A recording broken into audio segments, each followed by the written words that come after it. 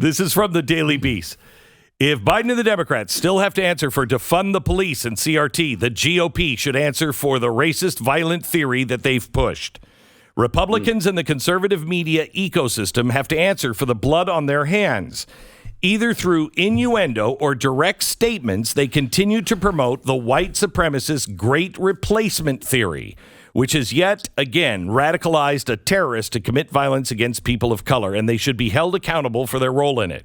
Okay, I would like to know, do you know anyone who is upset that America will, by 2050 be less white and whites won't be in charge? Not a single person. I don't know a single person. Have you ever heard a candidate for the Republican Party ever talk about that? Nope. Okay. I haven't either. We've never talked about it, ever. We've never talked about it. We've never talked about it. On or off the air. Correct. It is not an issue with the GOP. It may be the issue with some people, and it is an issue online, but that's not a GOP theory. That's a Nazi theory. That's a racist theory. That's a Democratic Klan theory. All right. We are still learning more about Peyton Gendron. This is from the Daily Beast, the 18-year-old suspected terrorist who killed 10 people. Suspected terrorist. I mean, he surrendered at the scene. Killed 10 people in a racially motivated attack in Buffalo.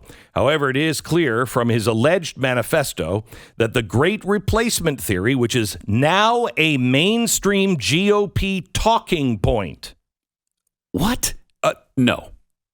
It's a flat out lie.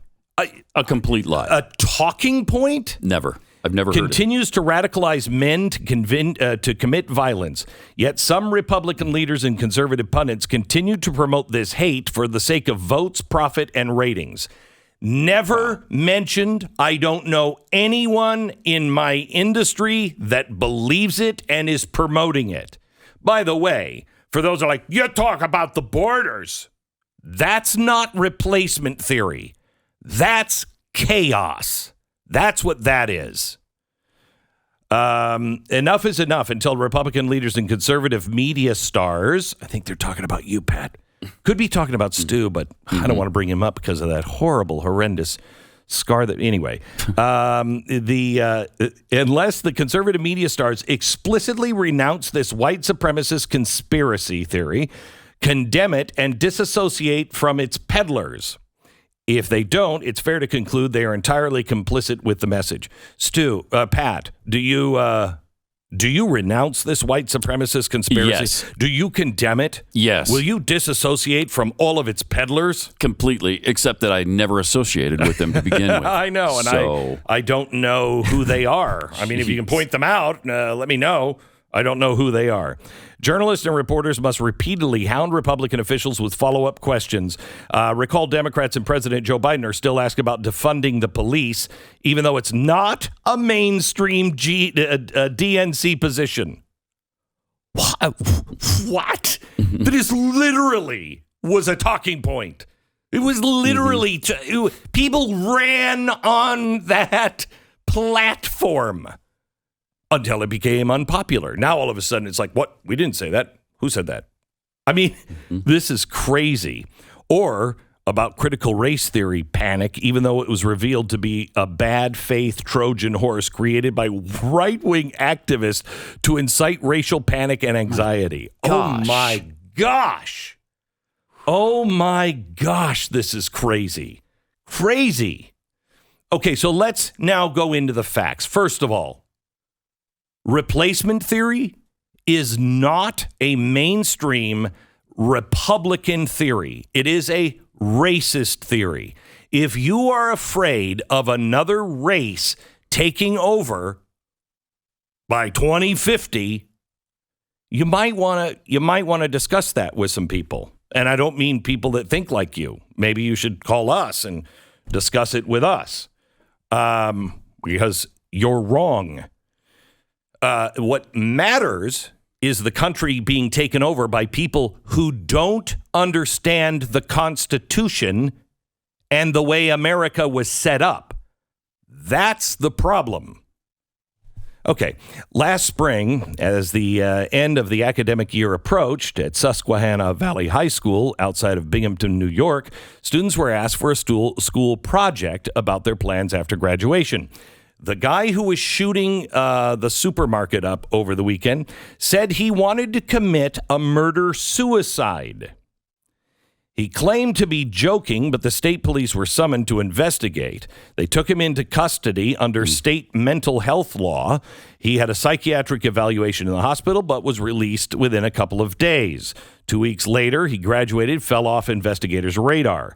He resurfaced over the weekend 200 miles away in Buffalo, where authorities say he opened fire at a supermarket in a predominantly black area, killing 10 people, wounding 3 others in the deadliest racist massacre in the United States history.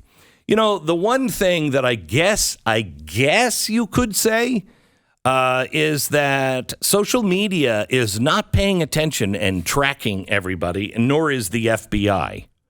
Now, if you're brought in and you are threatening your students and murder-suicide, and you've published a 180-page manifesto, maybe we should look at that. You know, maybe we should. Maybe, you know, hey, we had a tip on this guy. Oh, look at the manifesto. But apparently that wasn't done, even though the state has red flag laws. Another gun law that doesn't seem to do anything because they don't enforce it. So we read the manifesto, or as much as we could read the manifesto, because it has been taken offline, and that is both a good thing and a bad thing. It's a good thing because I don't want to spread the poison. It's a bad thing because the media can lie about everything, and you won't know. So here's what we do have. A 180-page manifesto was written, and they have been trying to, blame Fox News and everybody else. It attacks the news networks, including Fox News. Why? For hiring Jews.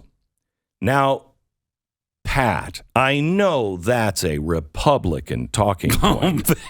Can you tell me if you had to put one, let me do it in a positive way. Which one of the two parties would be the most likely to support Jews and Israel? Republicans. Why do you know that?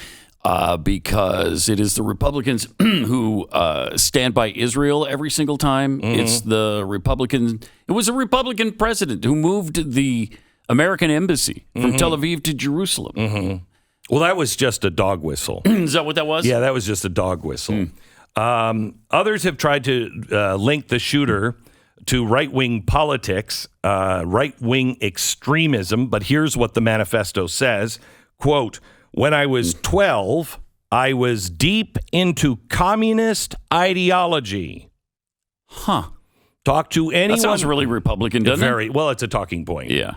Talk to anyone from my old high school and ask about me, and you'll hear that. From age 15 to 18, however, I consistently move further to the right. On the political compass, I fall in the mild, moderate, authoritarian left category. Left. Fascinating. Yeah. So he moved from the communist just to the authoritarian category. Okay. So he's authoritarian left wing, but he's a capitalist. Oh, no. He says, I'm not a conservative because conservatism is corporatism in disguise, and I want no part of that. Oh, that sounds very Republican. Very Republican. He's not a conservative. Well, it actually kind of does sound like Mitch McConnell, except it's not because of corporatism. Conservatism is corporatism in disguise, and I want no part of it. Okay, so, he's not a conservative, and he doesn't like corporatism, but he's authoritarian. Sounds to me like the guy doesn't know what the hell he's talking about. He says, let's see. He also says that he was inspired by the New Zealand shooter, which that guy was a conservative, wasn't he? Wasn't he a conservative? Oh, no. No, he wasn't. No. Gosh, that's right. And how do we know? Oh, his manifesto. Oh, that's right. That's right. By the way, he talks about, now, why wouldn't we read a manifesto on the air? You don't want to inspire anybody who's a little bit... yeah, you don't want their dreams to come crazy. true, right? Yeah. Okay. He specifically says that there are New York strict gun laws, which is going to make it easier to carry out attacks.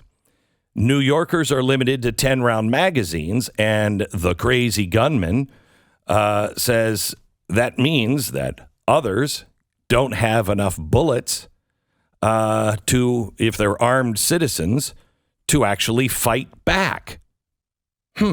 He then goes on to say his desired outcome from this rampage would be more gun control laws. Another really solidly Republican point. Right. And he says more gun laws because that would force white Americans to fight back in order to regain their rights. Heavily racist, authoritarian left, and his goal was to get more gun laws. Wow. We've got just a crack media, don't we? I mean, they are on it.